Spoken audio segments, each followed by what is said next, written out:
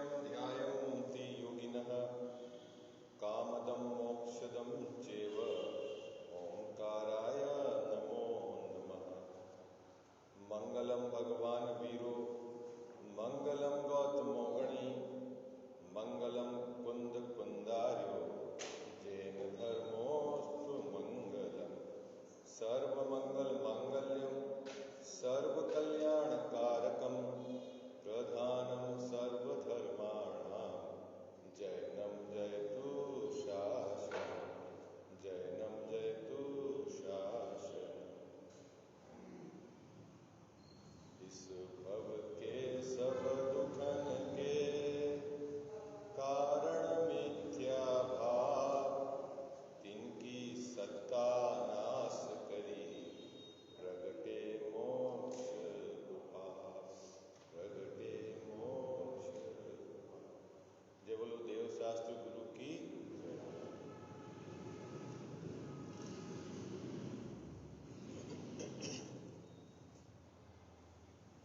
बंध तत्व संबंधी भूल, या दूसरे शब्दों में कहो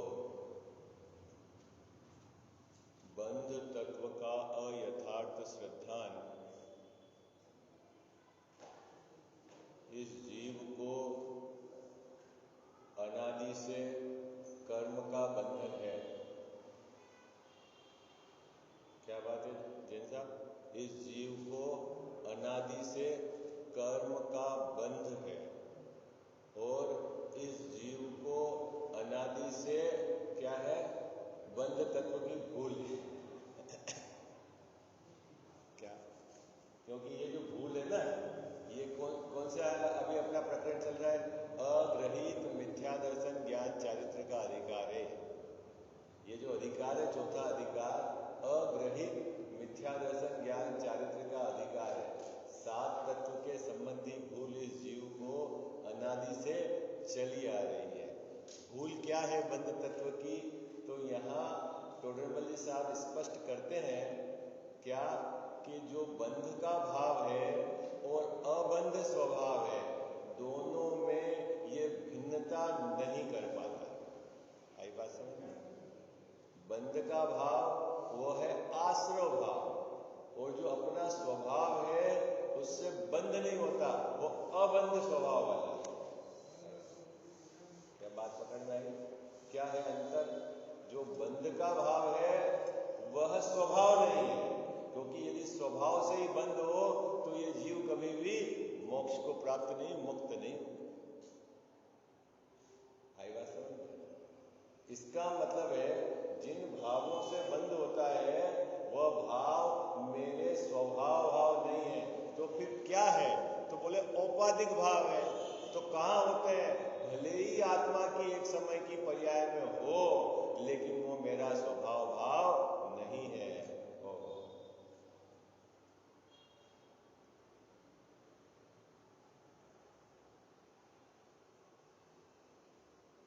जो स्वभाव भाव नहीं है, जो विभाव भाव है, उसके आश्रय से कभी भी सुख उत्पन्न हो नहीं सकता, क्योंकि जो स्वयं ही दुखमय है। आई बात समझ में? ये जो आश्रय भाव कैसे है? स्वयं ही दुखमय है और दुख के कारण है। इसीलिए हमें बराबर भली भांति समझना है, जो पुण्य भाव है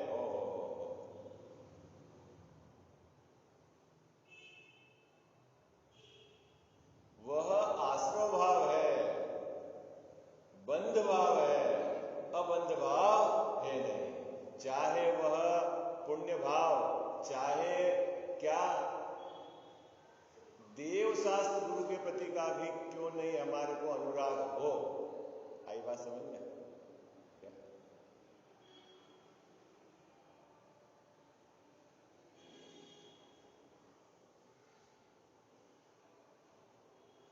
देवशास्त्र गुरु का संयोग क्यों मिला जैन साहब हम लोग को?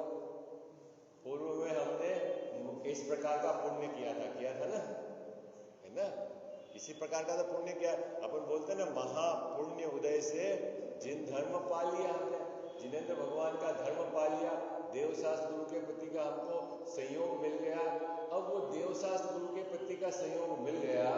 और देव शास्त्र गुरु देव क्या कहते हैं, गुरु क्या कहते हैं, ये कहते हैं कि ये जो तेरा पुण्य भाव है, मंद कषाय का भाव, ये तेरा बंध भाव है और तू इसको ये नहीं मानता, ये मतलब तेरा मिथ्या भाव चालू है। आई बात पकड़ता है? कौन कहता है ये पुण्य भाव बंध भाव है? कौन कहता है? कि भाई देवशास्त्र तूने बतलाया है। आई बात समझ में?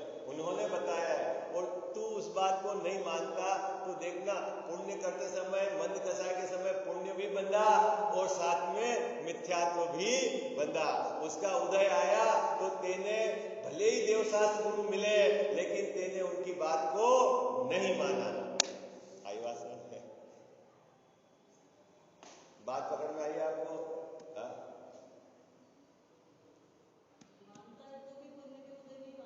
नहीं, पुण्य के उदय में नहीं, पुरुषार्थ के जोर से मानेगा भाई। पुण्य के उदय से मानता होता तो कब का मान लेता। पुरुषार्थ के जोर में, स्वभाव की रुचि में ये काम होगा। आई बात समझ में? बिल्कुल गलत मत पकड़ना कि पुण्य भाव से हमारी श्रद्धा सम्यक हो जाएगी, कभी भी नहीं।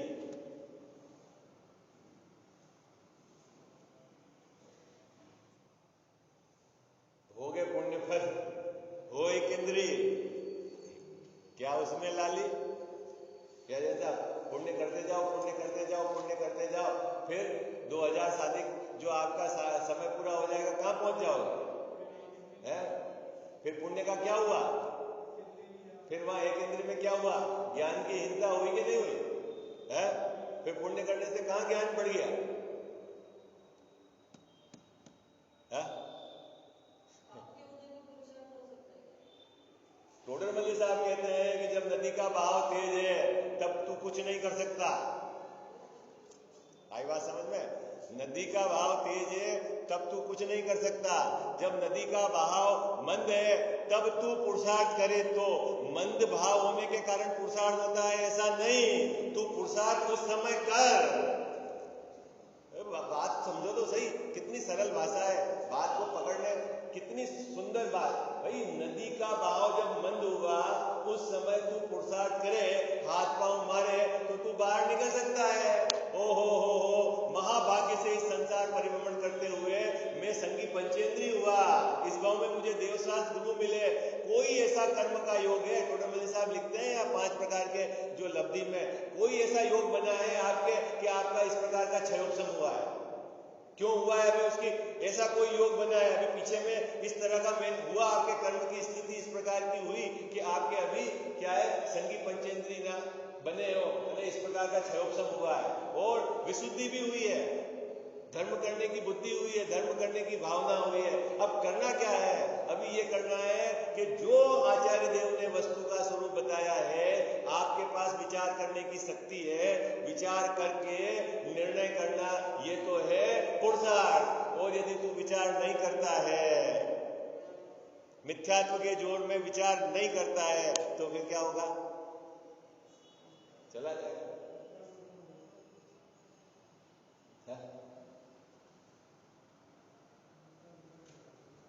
8 कर्म नाश करने हैं कि नहीं करने हैं? बोलो, अरे बोलो तो सही। गजाव साहब, अष्ट कर्म दहनाए ध्रुवम निरपामती सुबह बोलते हो ना, 8 कर्म नाश करने हैं कि नहीं करने हैं? उस 8 कर्मों में पुण्य नाम का कर्म आता है कि नहीं आता है? अरे बोलो, आता है ना, तो नाश करना है कि नहीं करना है? करना है ना। और पुण्य भाव से 8 कर्म बनते हैं कि नहीं बनते हैं? अरे जिसने पुण्य को अच्छा माना उसने 8 कर्म को अच्छा माना। सुशील भैया बात करो भाई, क्यों कि उस भाव से 7 कर्म का बंद होता है। जब आप उस भाव को अच्छा मान रहे हो तो फिर सभी कर्मों को बंद, और बंद को अच्छा मान रहे हो, और जब आप बंद को अच्छा मान रहे हो इसका मतलब बंद तत्व की भूल है।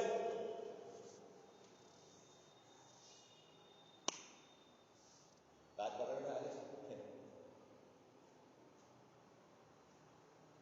समझ में आ रहा है विषय? हाजी या नाजी, समझ में आ रहा है ना विषय? भाई यदि आपने पुण्य भाव को अच्छा माना, इसका मतलब उसके निमित्त से बनने वाले कर्मों को अच्छा माना। तो पुण्य भाव के निमित्त से सातों कर्म बनते हैं, तो कर्म बंध को अच्छा माना। जब कर्म बंध को अच्छा माना है तो आपने संवर निर्जरा मोक्ष उस भाव को आपने उपादेय नहीं माना है? वो हे मान छोड़ने वाला मान रखा है, एक देश उपादेय और प्रकट करने के लिए उपादेय नहीं मान रखा। बात पकड़ में आ गई आपको सुशील भैया? सरल बात है। ये जीव जब मध्यस्थ भाव से जो आचार्य देव ने बात कही उसको बारंबार अभ्यास करके पक्का करे तो बात समझ में आए, और इधर तो अभ्यास करे नहीं और अपनी मर्जी से कुछ भी माने तो वो मिथ्यात्व का जोर है। आई बात समझ? भले ही पुण्य के उदय से आपको पंच परमेष्ठी भगवान मिले हैं, लेकिन मिथ्यात्व का जोर ऐसा है कि पंच परमेष्ठी भगवान कहते हैं कि पुण्य भाव बंध भाव है और तू मानता है नहीं, ये निर्जरा का भाव है, ये संवर का भाव है, ये मिथ्यात्व है। अटक गया ना? बात समझ में आ गई? तो फिर आप बोलोगे क्या करें, हम तो ऐसा उपदेश मिल रहा है। अरे भाई तू विचार कर, ये बात है? देखो जैसा कोई भी चीज आपको है ना, जब तक मध्यस्थ भाव नहीं होगा तब तक आप उसको शांति से विचार नहीं करें। किसी भी पक्ष का जोर हो, किसी भी पक्ष का जोर हो, चाहे घर में लौकिक व्यवस्था में भी दो बेटे में से किसी एक बेटे का आपका अगर जोर हो, मतलब उसके प्रति अगर आपको राग ज्यादा आता हो, तो आप सही तरह का निर्णय नहीं कर सकते। वो राग का जोर चलता है। आई बात समझ आ रही? फिर उसकी गलती इग्नोर हो जाती। अरे नहीं, क्यों? राग का जोर चलता है, अज्ञान का जोर चलता है। ऐसे ही जिनवाणी के अंदर भी आप, यदि आपके पास बुद्धि है, समझने की योग्यता है, और आप समझकर विचार करो कि क्या आचार्य देव कह रहे हैं और फिर जगत में क्या चल रहा है, और जो गलत चला रहा है वो गलत है, ये आप मानो तो सही, भले ही मत कहो, लेकिन क्या बात सही है ये तो विचार करो आप।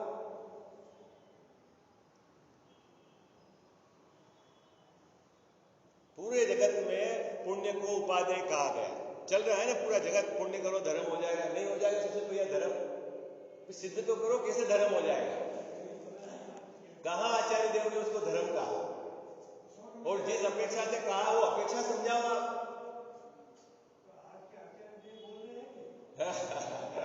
हाँ, वो आचार्य गलत है, आज के आचार्य सही है। आचार्य तो दोनों ही है। हाँ, वही तो है। अभी कौन समझे इस बात? कौन समझे? कौन कुंद देव को समझे? वो 2000 पुरानी बात हो गई।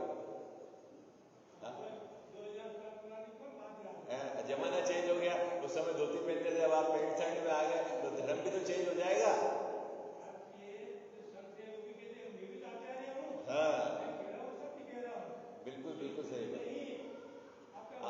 आपको पता है वो अपन बोलते हैं ना, मंगलम भगवान वीरो, मंगलम गौतमो गणे, मंगलम कुंद कुंदार्यो, तो एक संग में कुंद कुंदार्यो उड़ा दिया। मंगलम पुष्प दंता है, कुंद कुंदाचार्य पुराने हो गए, ओल्ड डेटेड। चलो खैर, अपने को मेरे कहने का मतलब है, अपने को किसी की निंदा कर, कुल बात यह है कि जो वस्तु स्वरूप है उसका यथार्थ निरूपण करना ये जिम्मेवारी है। ये अगर जैसे हम यहाँ गद्दी पे बैठे हैं, हमारी जितनी बुद्धि से जो बात हमारे को सच्ची समझ में आ रही है, जो मिलान करके, और उसके बावजूद भी यदि हमने कुछ आपको बताई और हमारी त्रुटि रह गई, तो उस बात को स्वीकार करने के लिए ये आपको तैयार रहना है कि भाई, क्योंकि हमको कोई यहाँ वो नहीं कि हमने जो कह दिया, वस्तु स्वरूप का यथार्थ निर्णय करके हम सबको एक ऐसा अपने में श्रद्धान आगम के आधार से बनाना है कि फिर हमको मोक्ष मार्ग में आगे बढ़ना है। ये तो हमारी ड्यूटी है। कोई अपने को विरोध थोड़ी है किसी से। ठीक है, चलो अब यहां क्या कहा कि जो पुण्य भाव, जिसको आश्रव भाव का, जो बंद भाव है, जब बंद होगा तो फिर उदय में आएगा, और उदय में आएगा तो फिर 7 प्रकार की व्यवस्थाएं बनेगी। अब जीव को बंद भाव तो पकड़ में आता है, लेकिन कर्म बंद पकड़ में नहीं आता। आपको पुण्य भाव तो पकड़ में आएगा, लेकिन उसके निमित्त से जो कर्म बंधा है वो आपके पकड़ में नहीं आएगा। और कभी कभी ऐसा होता है कि आप धारा में रहते हैं तो आपके वो भाव भी आपको पकड़ में नहीं आते। तो दोनों दोनों चीज सूक्ष्म हो गई, आपका भाव और पुण्य। पुण्य तो दिखता ही नहीं। अब जब उदय आएगा तो बाहर में सामग्री मिलती है। मिथ्यात्व के कारण वह किसी संयोगों को इष्ट मानता है और किसी संयोगों को अनिष्ट मानता है। सामग्री मिली तो उदय से है, सामग्री में इष्टपन अनिष्टपना है नहीं, लेकिन यह मिथ्यात्व के जोर से किसी सामग्री को इष्ट मानता है, किसी सामग्री को अनिष्ट मानता है, वहां सुखी होता है तो मान के ही अपनी कल्पना में सुखी होता है तो बोलता है पुण्य का उदय है, अपनी कल्पना में दुखी होता है तो मानता है पाप का उदय है। असल दुख का कारण मिथ्यात्व, उसको जानता नहीं। आई बात समझ में? क्या साहब, बच्चा दुखी करता है कि शरीर दुखी करता है? अरे बोलो भाई, है कौन दुखी करता है? बच्चा दुखी करता है शरीर की, पत्नी दुखी करती है, बोलो कि आजीविका दुखी करती। अरे ये तो संयोग है, कर्म के उदय में मिले हैं, जिन भावों से कर्म बंधे थे उससे मिले हैं। सुशील भैया, अभी मिथ्यात्व के कारण तुम किसी संयोगों को अच्छा मानते हो, किसी संयोगों को बुरा मानते हो अपनी कल्पना से। संयोग तो संयोग है, ये इसलिए नहीं सोचता है क्योंकि उस मिथ्यात्व का जोर है। टोटलमल साहब कहते हैं ना कि मिथ्या दर्शन के जोर से ये विचार नहीं कर पाता है। देखना, अपन रात दिन सोचते हैं, यहाँ पर विचार करते हैं, तो भी यहाँ से जाने के बाद लौकिक जीवन में भी अपने को क्या रहता है कि अपना कसाय भाव दुख का कारण दिखता है क्या आपको? अपना अज्ञान दुख का कारण दिखता है क्या अपने को? दुख का कारण क्या दिखता है? बाहर बाहर बाहर बाहर दिखता है। तो भाई जो तो बहुत दूर पड़ा हुआ है, असल जो दुख का कारण है उसको जानते नहीं हो। आश्रय तत्व संबंधी भूल है।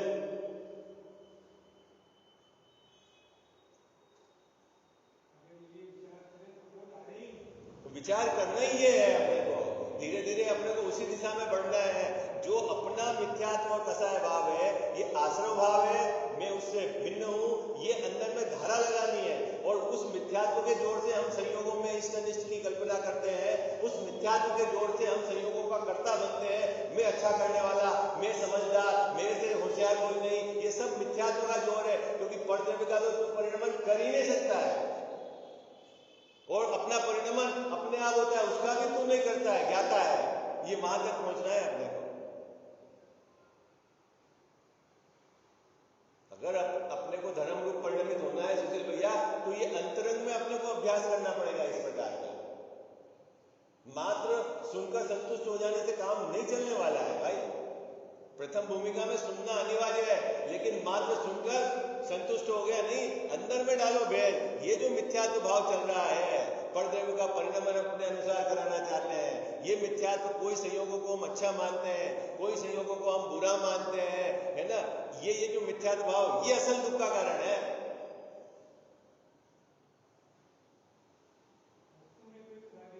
कोई खराबी नहीं, वस्तु तो वस्तु है। बात पकड़ में आ गई? अब यहां पर बहुत सुंदर बात कही, जो चीज इसको दिखती नहीं है, आचार्य देव कहते हैं कि कर्म तो दिखता नहीं है, उसका उदय दिखता नहीं है, उदय में मिलने वाली सामग्री दिखती है, और मिथ्यात्व है तो किसी किसी सामग्री का तो ये कर्ता बनता है। अच्छा काम किया जैन साहब, तो किसने किया? मैंने किया। और कभी ये खूब अच्छे से मेहनत करके करे और काम नहीं होता है तो क्या है? होने वाला था, ऐसा मूड होकर, भविष्य होकर अपने को करता, मतलब बोझा है जो इसके माथे से उतारता नहीं। ये बात टोडरमल साहब ने कही, देखो अपन पढ़ते हैं इनके चौथी पंक्ति, इनके होने में मूल कारण कर्म है। किनके होने में? 7 प्रकार की स्थितियां बताई, 8 प्रकार के कर्म के उदय की स्थितियां बताई। उसके होने में मूल कारण, कर्म का निमित्त और ये होना, मूल कारण मतलब है ना निमित्त नैमित्तिक संबंध है, उसे यह पहचानता नहीं। कौन नहीं पहचानता? जीव नहीं पहचानता। अभी जैसा ये जो बेटा हुआ है ना, ये आपकी आज्ञा क्यों नहीं मानता? इसमें मूल कारण क्या है? कर्म का उदय है। और ये क्या क्या मानता है? मेरा कहना नहीं मानता, इसको तो मानना चाहिए। हाँ, जोर चलता है उसको। भाई मेरा बेटा मेरी कहना नहीं मानता, मेरा बेटा मेरी सेवा नहीं करता, उसमें बेटे का दोष है कि कर्म का उदय आपका ऐसा है? पक्का? यहां बोल रहे हो कि अंदर में बारंबार विचार करके नक्की है? सुशील भैया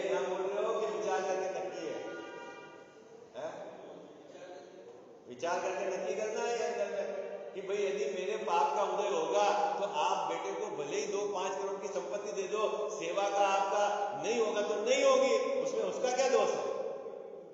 कोई दोष है काका जी उसका? अरे हाँ जी या ना जी बोलो, आवाज सबकी क्यों बंद हो गई? आवाज नहीं आ रही है? हाँ, पूरी जिंदगी हमने काम करा, करोड़ों रुपए दे गए, लेकिन कहना नहीं मानता। किसको पकड़ा आपने? किसको पकड़ा? वो बाहर के संयोगों को पकड़ा आपने, लेकिन उस समय उदय आपका ऐसा है वो आपको ख्याल नहीं आया, और जब बंद हुआ था तब भाव वो भी आपके पकड़ में आते थे, लेकिन आपने उस समय भेद विज्ञान नहीं करा, उससे जुड़ के रहे। जब आप उससे जुड़ के रहे बंद करते समय, तो उदय में भी संयोगों की तरफ जुड़ोगे आप। अनंत भगवान मेरा कल्याण कर देंगे, तब भगवान कह रहे हैं कि भाई कोई किसी का नहीं करता। लो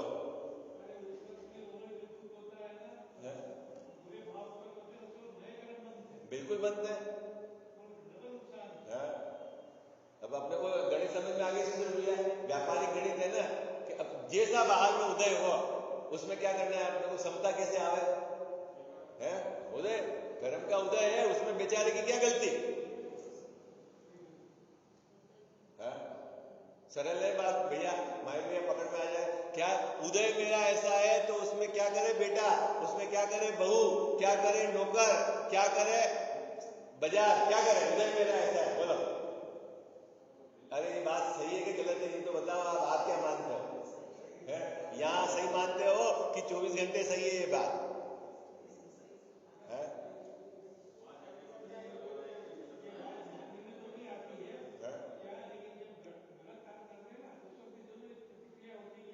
अब इसका निरंतर अभ्यास करना है भैया, क्योंकि ये अनादि का जो गाढ़ापन का ये लगा हुआ मेल, इसको उतनी मेहनत इतनी इजी नहीं निकल कि आपके आधा घंटा यहाँ आपने सुन लिया। इसके लिए आपको निरंतर तत्व अभ्यास करना पड़ेगा, और वस्तु व्यवस्था का बिल्कुल जो है उसका आपको विचार करना पड़ेगा। क्या स्थिति बन रही है, क्यों ऐसा हो रहा है, क्यों मेरे शरीर के अंदर रोग है, क्यों ये बच्चा कहना नहीं मान रहा है, और इसके मूल गड़बड़ी कहाँ है? कि जैसा कर्म का उदय है उसको ये नहीं पहचानता। टोडरमल साहब क्या कह रहे हैं? उदय को नहीं पहचानता, और क्या करता है? क्योंकि वो सूक्ष्म है, दिखाई तो देता नहीं, फिर क्या करता है? वह इसको इन कार्यों का कर्ता दिखाई नहीं देता, कि कर्म के उदय में ये सब व्यवस्था बनी, ऐसा इसको दिखाई नहीं देता। इसीलिए इनके होने में या तो अपने को कर्ता मानेगा या किसी और को कर्ता मानेगा। अच्छा काम हो गया तो कौन, मैंने, और ये गिलास तो उस नौकर ने फोड़ दिया, नालायक है, नुकसान कर दिया मेरा। किसने नुकसान कर दिया? जैसा नौकर ने नुकसान कर दिया। कर सकता है नौकर नुकसान? अरे अगर अपना उदय विपरीत हो तो फिर नौकर तो बाहर में निमित्त है, और उस समय भी नुकसान किसका हुआ? अगर तू कसाय करता है तो तेरा नुकसान है, और उस समय तू ज्ञाता रहता है तो किसका नुकसान हुआ? बोलो कजाव साहब, किसका हुआ नुकसान? विधि है ना, विधि कितनी सरल विधि है। सुशील भैया, किसका हुआ नुकसान है? गिलास टूटा। अरे अपनी कल्पना में हमने नुकसान माना है?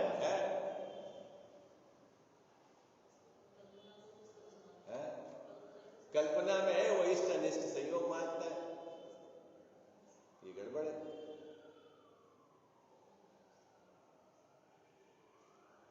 देखो, इसीलिए इनके होने में या तो अपने को कर्ता मानता है या किसी और को कर्ता मानता। हुआ कैसे? जैसा कर्म के उदय से, आई बात समझे? और मानता कौन है? वह वो भी निमित्त कारण है। वस्तु स्वतंत्रता से तो स्वतंत्र द्रव्य का परिणमन है। अभी वो बात आपके ध्यान में रखना। अभी यहाँ क्या हुआ? कर्म के उदय से, और वो कर्म क्यों बंधे थे? आश्रव भाव से, है ना, उससे कर्म बंधे थे, उसके उदय से ये, और ये अपने को कर्ता मानता है, और कभी कभी क्या है, औरों को कर्ता मानता है कि इसने मेरा नुकसान कर दिया, ये पढ़ो, ये अगर ये नहीं पहुंचता तो मेरा काम हो जाता है। अच्छा हो गया तो अपने को, नहीं हुआ तो किसी दूसरे को। और कभी ऐसा होता है कि सामने कोई दूसरा दिखता ही नहीं है, ये करने अच्छा जाए और सामने कोई दूसरे और काम नहीं हुआ, तब क्या होता है? मूड होकर भगवान को पकड़ लेता है, ऊपर वाले को पकड़ लेता है कि इसमें तो होना ऐसा है। लेकिन ये उसको नहीं विचारता, जिसको नहीं विचारता उदय। ये बात कह रहे हैं, देखो पहले पंक्ति पढ़ते हैं अपन। इसीलिए इनके होने में या तो अपने को कर्ता मानता है या किसी और को कर्ता मानता है, तथा अपना या अन्य का कर्तापना भाषित न हो तो मूढ़ होकर भवितव्य को मानता है। ये शब्द जोरदार है। भवितव्य को मानना अलग बात है और मूढ़ होकर भवितव्य को मानना अलग बात है ना। भवितव्यता तो होती है ना, 5 प्रकार के संवाय है ना, है कौन कौन से कजावसा संवाय 5 प्रकार के? स्वभाव, पुरुषार्थ, निमित्त, काललब्धि और भवितव्यता, होनार। ठीक है, होनार मतलब ऐसा ही होना था, तो मूढ़ होकर मानता है। मूढ़ मतलब, मूढ़ हो गया मतलब अभी अपना कर्तापना नहीं दिखाई दिया, अनेक भवितव्यता मूढ़ होकर अनेक मिथ्यात्व के आधार से भवितव्यता मानता है। आई बात समझ में? ये बस ऐसी ही होनार थी। कर्तापना अभी कर्ता बुद्धि छूटी नहीं है उसकी। आई बात समझ में? कुछ नहीं हुआ सुधीर भैया तो क्या करें? बोलता नहीं, बच्चे को आपने अच्छी ट्यूशन लगाई, अच्छे स्कूल में पढ़ा दिया और फिर भी नहीं पढ़ा तो क्या करें? आप क्या बोलते हो? अब क्या करेंगे? इसकी होनारी तो होनारी पहले आपके इतने करने के बाद होनार ऐसी थी कि पहले ही होनार ऐसी थी, होता। तो पहले तक तो आपने क्या है, जहां तक आपका जोड़ चला वहां तक तो कर्तापना आपने स्थापित करा कि मां कर दे, मां कर दे, मां कर दे, ऐसा कर दे, ऐसा कर दे, और फिर जैसा नहीं हुआ तब मूड होकर, इसलिए मूड होकर शब्द डाला है। बाकी होनार तो उसकी जैसी थी वैसा ही है। वो एक उसको मुख्य करके 4 कथन को गुण कराया हो, 5 संवाय सबको मुख्य उसका इसी समय होना था। ऐसे ही निमित्त मिले, ऐसा सबको जिसको जिसको मुख्य करके कथन करे होता है, ऐसा है ना। अब आगे बात पकड़े में बंध तत्व का। सीधी बात है, बंध भाव और अबंध स्वभाव जुदा है। अबंध स्वभाव से बंध नहीं होता और बंध भाव से बंध होता है। और जब उदय में आता है तो बाहर में व्यवस्था होती है। एक भाव मिथ्यात्व के साथ जो बंद होता है उसमें सभी प्रकार की प्रकृतियां जो बनने योग्य बनती है। अगर मिथ्यात्व का भी बंद निरंतर चालू है, भले ही बाहर में आपके अनुकूल सामग्री का संयोग हो, है ना, तो वो मिथ्यात्व उसमें इष्ट अनिष्ट की कल्पना करा देता है और इष्ट अनिष्ट कल्पना के साथ जीव क्या है, काल्पनिक रूप से अपने को सुखी दुखी मानता है, असल में तो दुखी ही है। यदि आपको दुख का अभाव करना है तो क्या करना है कि आपके ये जो बंध तत्व संबंधी भूल को मिटना है। और अपना स्वभाव और बंध भाव दोनों की भिन्नता भाषित होवे और अपने स्वभाव की तरफ का इसका मुख है ना, उसकी तरफ लक्ष्य लेके उसकी तरफ एकाग्र होकर कि मेरा स्वभाव तो ऐसा है, तो इसका काम बन जाएगा। समय हो गया। अब अपन संवर तत्व संबंधी भूल इसकी चर्चा क्या करना है, अपने को भी रखना है क्या